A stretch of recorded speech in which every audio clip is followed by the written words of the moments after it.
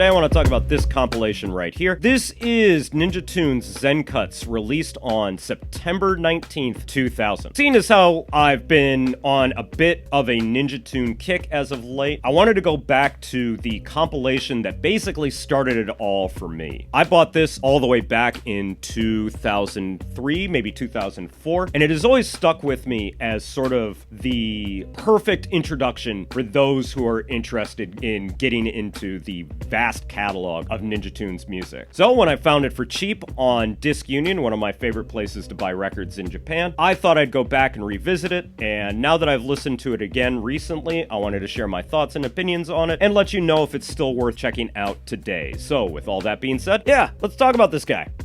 2021 Ninja Tune looks like a totally different label from back when it started in 1991. Whereas the label is probably best known as the home of electronic music, house, and techno artists like Actress, Leon Vinehall, Bicep, Bonobo, Machine Drum, and so many more. Back in its nascent days, much like another famous British label that was synonymous with IDM at the time, Ninja Tune, started by Cold Cut and DJ Food founders Matt Black and Jonathan Moore, their creation would become synonymous with acid jazz, trip-hop, drum and bass, and hip-hop. Artists like DJ Food, Cold Cut, Nine Lazy Nine, Funky Porcini, and way too many more to mention really built the foundation of the label with their hazy, lazy, smoke-filled approach to sample-based hip-hop, drum and bass, acid jazz, and so on. By the 2000s, the label had become home to so many big-name artists like the Cinematic Orchestra, Amon Tobin, Mr. Scruff, The Herbalizer, which featured vocals of a then-unknown MC named What, aka Jean Grey, Kid Koala, among others. And on top of that, in 1997, Ninja Tune would help distribute releases for more hip-hop centric artists on their label Big Dada, which would become world-renowned for introducing to the greater public artists like Roots Manuva, T.Y., as well as releasing a whole slew of stuff from Cloud Dead, The Infesticons featuring LP of Run the Jewels fame, as well as releasing the European version of their first album, DJ Shadow's stable of artists with his label Quantum, and so many more. Needless to say, the list of artists on their label was huge. So naturally, the best way to show off this massive roster was with an equally massive box set, which was originally released as a 2-CD, 4-LP box set, with an extra CD, 2-LP, Xen Cuts missed and skipped sold separately first, eventually included into the 3-CD, 6-LP box sets. For all intents and purposes, the 3-CD box set and the 6-LP box set are basically the same, with the 3-CD box set having a separate booklet and the 6-LP box set having the history of the label printed on each one of the sleeves. Either way, you get a way more detailed history of the label than I could possibly provide here in this video. So if you're even remotely interested in the history of this, well, historic label, then this should be a no-brainer right here. But with all that being said, in current year, do I still think this thing is worth listening to?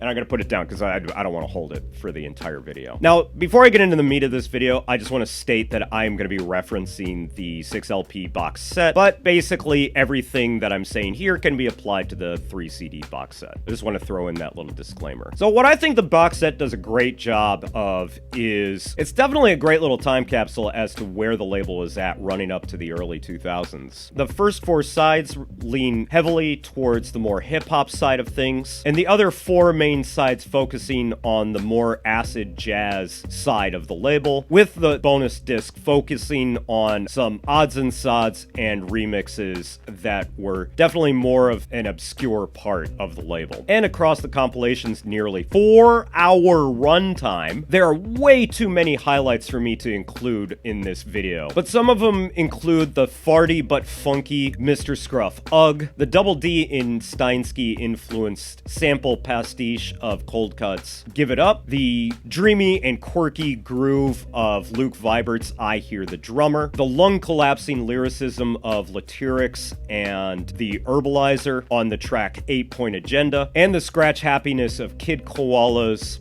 Drunk Trumpet Live from the Metro, which would probably be the version that would become more famous than the one that's featured on his debut album, Carpal Tunnel Syndrome. These highlights are just a small sampling of all the great music that's contained within this compilation. But on top of all that, a great number of the tracks on here are 12-inch only releases, so easily the best way to hear some of the finest music that's come out on Ninja Tune is to pick up this box set. But having gone back and listened to a lot of those old early releases on Ninja Tune from artists like DJ Food, Funky Porcini, and 9 Lazy 9, I started to realize that something was missing. Namely DJ Food and Funky Porcini and 9 Lazy 9. You kind of get where I'm going with this? Well, I do feel like this compilation has no shortage of really great tracks on here. I don't think it does a really great job of painting a picture of where the label started from. So from a bit of a historical aspect, I think the compilation is kind of lacking, but in terms of just being a box set filled with amazing, groundbreaking, influential music, I do have to say that I really do still enjoy this compilation. However, I will say if you knew about those early releases going into this and expected to hear that old break heavy trip hop sound that was synonymous with Ninja Tune in those early days, you really won't find a whole lot of that on this compilation. And in fact, I'd highly recommend that you go back and check out some of the earlier compilations that the label released prior to the release of this. Specifically,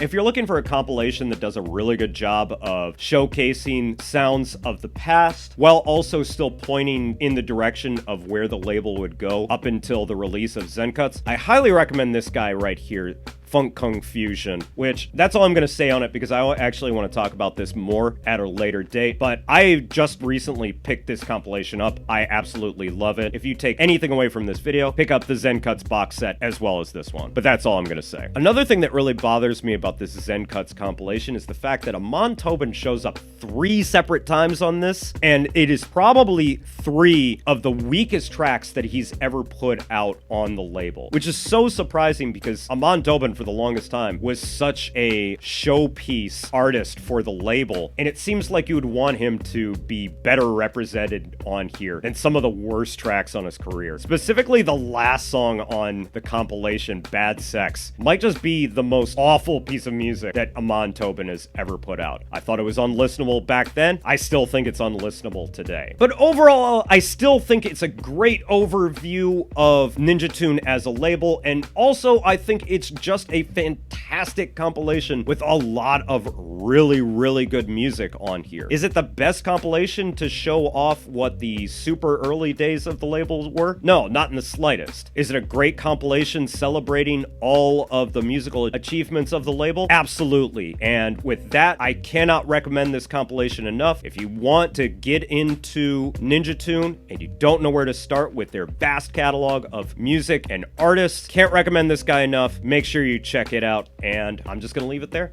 So that's gonna be it for me today, guys. Thanks as always for watching. If you've listened to this compilation for yourself, let me know what you thought about it down in the comments. If you want to hear this compilation for yourself, please head over to my WordPress blog, because that's where I will be posting music links to any of the music that I talk about on this channel. And make sure you head over to my Twitch channel for Live from the Record Room. There you can hear me play records like the ones that I talk about in these videos, as well as a whole host of other records that I don't get a chance to talk about on this channel. Links to everything, as always, down in the description. But that's going to be it for me today, guys. Thanks as always for watching, and I will catch you in the next video. So until then, peace out!